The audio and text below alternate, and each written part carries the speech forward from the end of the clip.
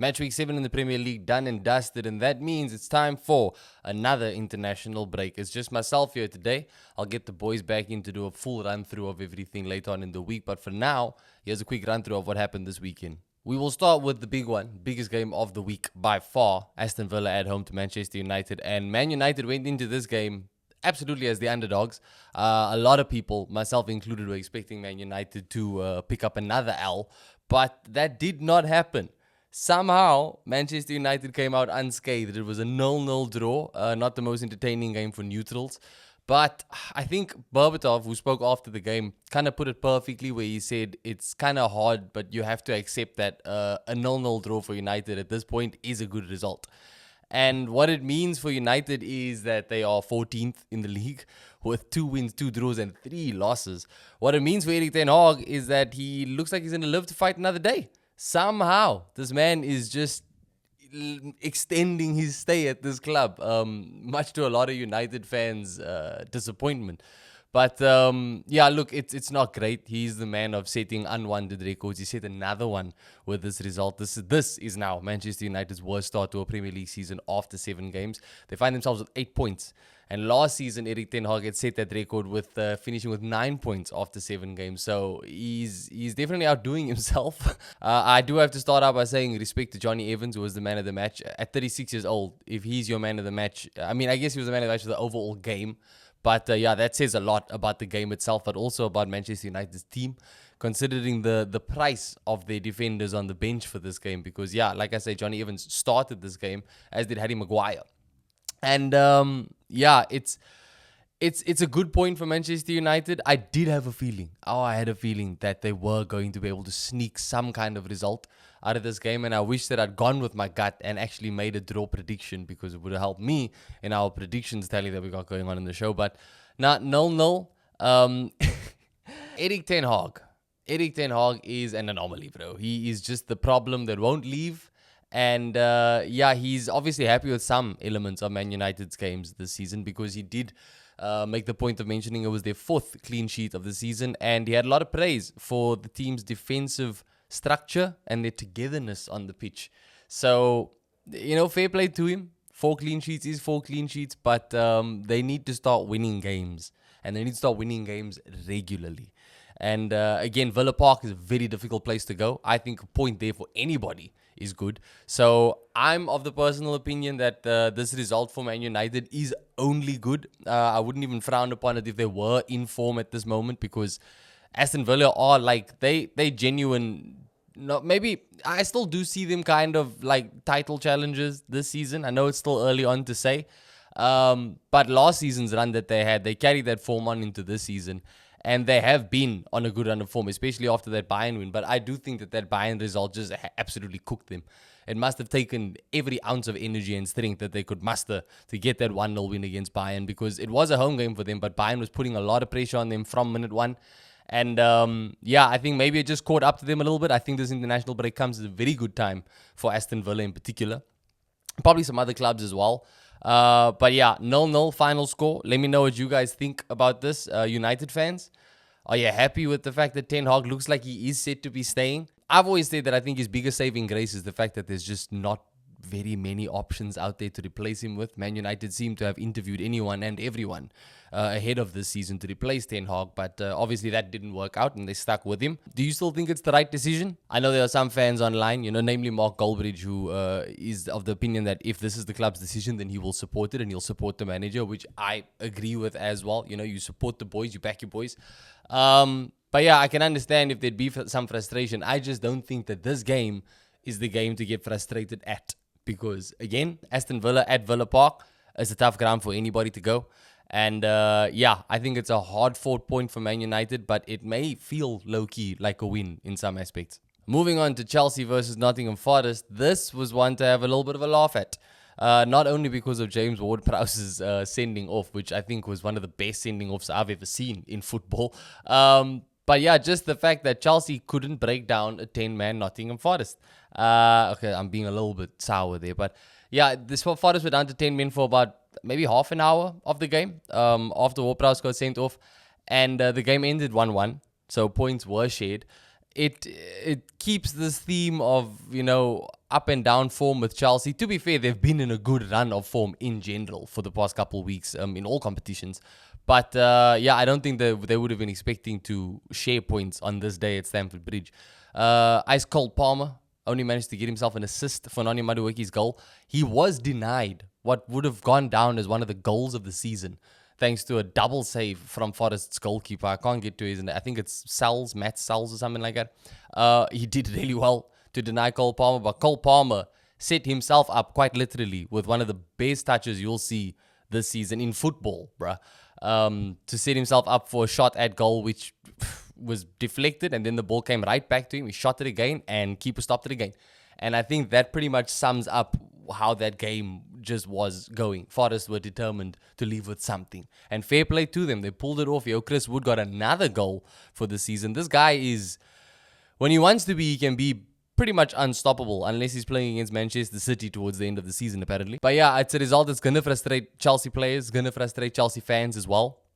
Especially going into the international break, you don't exactly want to end things off without a win. But yeah, overall, Chelsea being Chelsea, Robert Sanchez obviously did have to make some big saves because fair play to Forest, even down to 10 men, they were still attacking Chelsea. They were still running at them. And they very nearly managed to get more than just a point in this game. But it wasn't meant to be. And Chelsea will have to settle for a point. But on James Ward-Prowse, bro, the way he got his second yellow, he had a terrible touch of the ball when it was passed back to him. And I think it was Nicholas Jackson who was very much through on goal if he had gotten to that ball. And Ward-Prowse straight up just dived on the ground and grabbed the ball, knowing full well that this was going to get him sent off. But yeah, at least the Forest weren't punished for it, More often than not, you see a team go down a man, and then that team ends up losing or dropping points. Forest came out of this with a point. So it's going to be a very, very, very celebrated point for them. Obviously, they also beat Liverpool in the league earlier this season. So their record against the traditional Big Six clubs so far, not too bad this season. It's 1 point each. And I think Maresca is going to have some serious training drills for these players in the downtime before Matchweek 8 of the Premier League comes around. Manchester United may not have lost, but the only thing better than a Man United loss is a Spurs loss. To be fair, Spurs loss is the best thing that happens in football any given day. And yes, I am being biased. But when it happens, the way it happened at Brighton, in particular, bro, it's just poetic. Beautiful scenes where Spurs were leading comfortably 2-0 in the first half. And the final score was 3-2 to Brighton. You can't make this up. It can only happen to Spurs, and it very well is a new low for Spurs because they become the first team in Premier League history to lose a game 10 times after leading by 2 goals. So it's Danny Welbeck really doing God's work there, but not only him, Brighton as a whole. That second half performance was something to be commended, bro. Now, you know me, I don't watch Spurs games unless they're playing against Arsenal, but I did enjoy every second of these highlights. I thought Spurs were going to run away with it when I was seeing the score updates during the day. At 2-0 halftime, you kind of expect them to end up winning the game. But no, they pulled in Everton. We've seen Everton do it twice this season so far. It just wasn't meant to be. Ange Postecoglou has cited this as his worst defeat for the club since he signed on with the club, which I guess you can't even debate with because it was so much in Spurs' control. Brennan Johnson opened the scoring for Spurs. And again, hats off to this guy. He has been their most consistent player ever since he got unnecessary criticism from Spurs fans. And he opened the scoring for them before James Maddison got himself a goal for the club. I think it's a bit of a rare goal since he's joined Spurs. But it wasn't enough.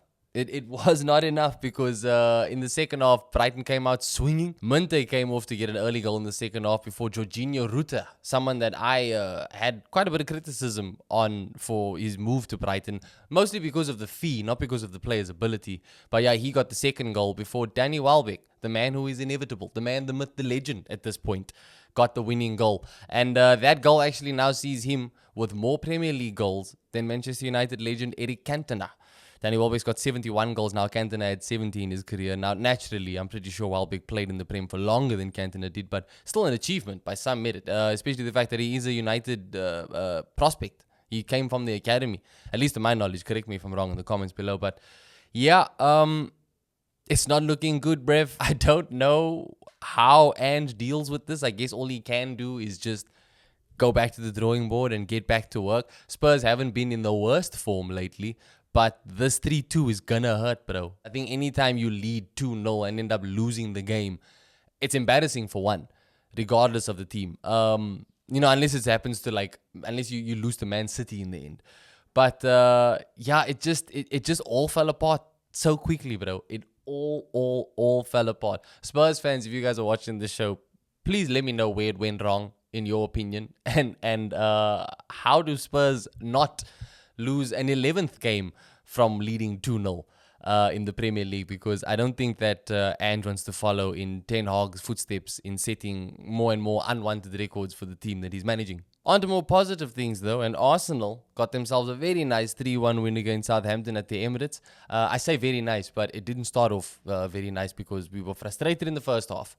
Couldn't find a goal. Neither side could find a goal, but Arsenal were dominating, as usual. This is typical fashion. And then in the second half, Cameron Archer opens his scoring for Southampton. Saliba, definitely a little bit at fault here. I think he took it way too easy on Cameron Archer.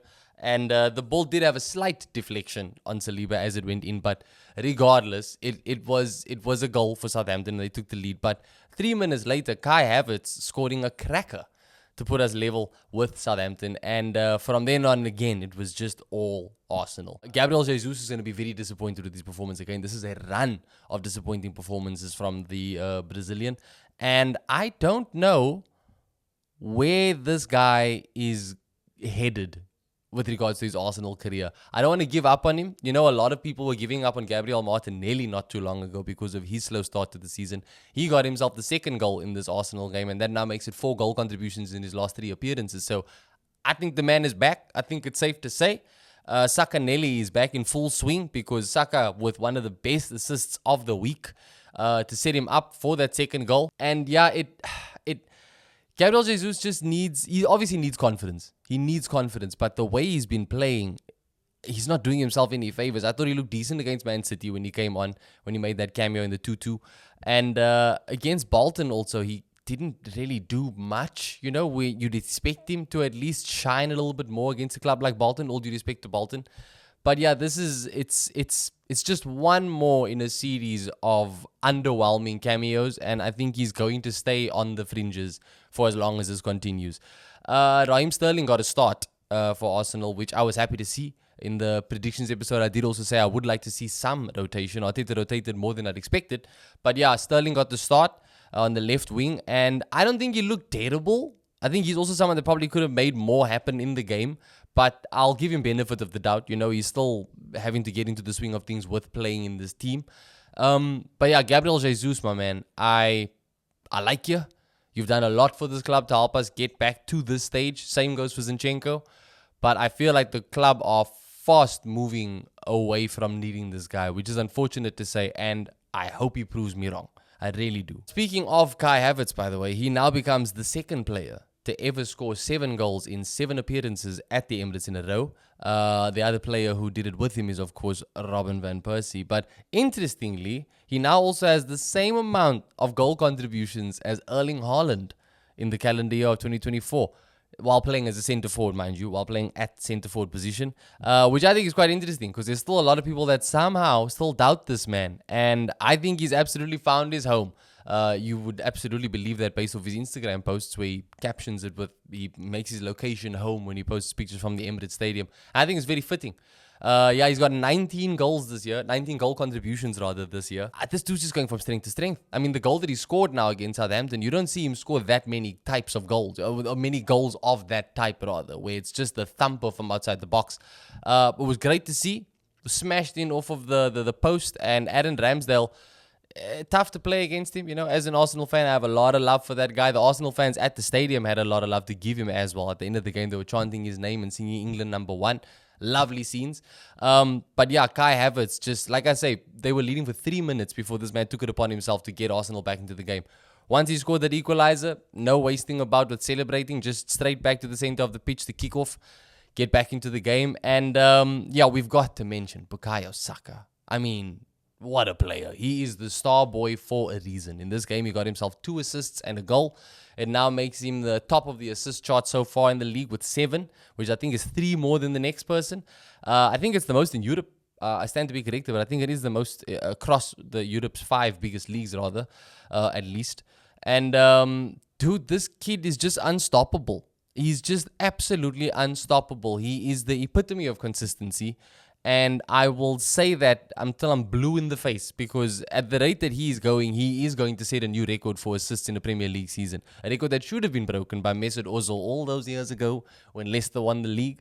But yeah, I don't know what he can't do, really. It was a fantastic goal. Oh my word, it was a fantastic goal. On top of some fantastic assists on the day as well. So, all around great performance for Saka. Just some other interesting metrics on Bukayo Saka. He now has more Premier League assists than Robert Pires, who obviously is a club legend. And I mean, look, we can break down the numbers with regards to him, how many chances he's creating in the league, how many big chances he's creating in the league, or all those. But I mean, his numbers this season are crazy, and we are only 7 games in. So I can't wait to see this dude just continue to build and build and build. Hopefully he can stay injury free in the international break. Kai Havertz already been withdrawn from the Germany squad because of an injury. I don't believe that it's an injury. I mean, I don't want to speculate, but I have a feeling that Arsenal are just starting to be a little bit smarter with the amount of leeway they give international clubs in taking their players. We cannot have another Martin Odegaard type injury, bro. We absolutely cannot have that. But yeah, the boys did the business. 3-1 win against Southampton. Another appearance from Mikel Merino, who looked better in this game. Obviously, still looks a little bit rusty. Needs to get into the swing of things, but he definitely looked better. Takehiro Tomiyasu came on with the bench, and that was great to see because he's been injured for far too long, and he's a defender that I still rate very highly. But yeah, great performance from the team in the big picture, in the grand scheme of things. It wasn't the most fantastic performance, but a 3-1 win ahead of international break, I'll take that all day. Man City did not have the easiest time against Fulham, and I told you in the last episode, Man City would probably win, but it was by no means going to be comfortable. And that's exactly what happened in this game at the Etihad. Fulham took the lead first. They took the lead in the first half through Andrea Pereira, obviously ex-Man United boy. The assist for this goal, Raul Jimenez, take a bow, my friend, because that was a thing of beauty. If you haven't seen it already, please go and check it out. I don't know how he pulled it off, but I'm glad he did because it was a joy to behold, bro. Pereira headed it in to give them the lead, but then a Kovacic first half brace ended up putting things on level terms for Man City, and it looked like it was very much going to be, okay, cool, now it's going to be business as usual. Man City are just going to take over and go on to run away with it. Didn't happen like that. It took a Jeremy Doku beauty of a goal to give Manchester City the win eventually. And yeah, Man City aren't going to be too happy with how the game played out. At least they got the win. This also means that since Erling Haaland told Mikel Arteta to stay humble on the pitch after that 2-2 draw at the Etihad, he now hasn't got a Premier League goal since then. Call it karma if you want to. But yeah, that is a very unwanted stat for the Norwegian at this current stage in the Premier League. And yeah, Man City do get the win, so luckily it didn't drop points. You cannot afford to drop points in the Premier League anymore, especially if you are a club that is in with a title chance. So I think all they'll be doing is celebrating the fact that they did just get a win, but they're going to have to step things up a little bit more. I do know that they're without Rodri. I do know they're without Kevin De Bruyne. I have said a few times that this is the time to take on Manchester City, and Fulham very nearly walked away with at least a point in this game, which would have changed the dynamic of the table quite a bit going into this national break, in my opinion. But they are Manchester City. With those absentees, I still think they are the best team in the Premier League. It's just interesting to see how things are unfolding in these early stages of the season. They are known to start off a bit slow, and then after December, they just win. But yeah, they're looking a little bit shaky, man, every week now. Since that Newcastle game especially, I think they're looking a little bit like they're there for the taking. And Fulham very nearly did it, man. They almost did the whole league a favor. But we go again after the international break. We'll have a look at those fixtures, obviously closer to the time. But I think Pep is going to have some serious thinking to do. And Kovacic, I think, needs a little bit more respect from football fans in general. Because when Rodri went out, I had said that Kovacic could probably do a job there. And scoring a first half brace is no easy feat, especially against Fulham, who I think have looked impressive this season so far. Since last season, really, under Marco Silva. But yeah, Man City with another win, another 3 points, but with some questions to be asked. Brentford versus Wolves was the game of the week, in my opinion, just purely down to how many goals were scored in this game. There were 6 goals scored in total by the half-time, with Brentford leading 4-2. In that first half, by the way, Mbeumo scored a penalty, which now means that he has more Premier League goals this season than Manchester United as a whole, which, you can say it's not really much of an achievement considering the form United have been in, but it is an achievement. And boy, oh boy, what a game this was. Final score was 5-3 to Brentford. It was crazy. First goal was in the 2nd minute of the game, then by Brentford, then Wolves ended up coming back in the 4th minute. I may have that backwards, but goals just would not stop coming in that first half, bro. And by the end of it, like I said, final score 5-3 for any neutral. That's a hell of a game to watch. I think Thomas Frank is going to be ecstatic with how many goals his team scored. Obviously not too happy about how many goals they conceded, because conceding 3 is conceding 3. But what matters is they got the home win, bro. And I think Brentford have been looking decent this season, week in, week out. And Mbeumo's going to get a move to a top club. In all due respect to Brentford, he's going to earn himself a move to a top club. Whether they can hold on to Mbeumo and Wissa, I don't know. It looks like they're having a little bit of a similar issue to what Crystal Palace had, where they had Elise and Eze. At least Eze stayed. I don't think Eze's going to stay there for much longer, especially considering the downward trajectory that Crystal Palace look like they seem to be on under Glasner. I mean, I'm sure he can turn things around, but yeah, I don't think Eze is there to stay. But yeah, I think Brentford have similar worries with the fact of that they've got Wissa and Mbeumo, who are 2 players that I think a lot of clubs would probably take in their team right now. Other results on the week, Liverpool managed to get a 1-0 win against Crystal Palace, who I just spoke about now. It was an early goal through Diogo Jota, I think in the 8th minute it was. So, not the craziest game. I think what is a little bit disappointing is the fact that Mo Salah had quite an underwhelming game again, which isn't the first time this season. He has still been in really good form this season. I'll give him that. But yeah, I think, again, this is another club with the international breaks coming at a pretty decent time for them, Liverpool. Same as Crystal Palace, really, because I think Glasner needs to get back to the drawing board. Eddie Nketiah did have a goal that was ruled out by VAR early in the first half. So there's that. But yeah, you couldn't really argue with the fact that Liverpool should have won that game, and they did win that game, and that keeps them top of the table going into the international break. We also had Leicester picking up a win against Bournemouth.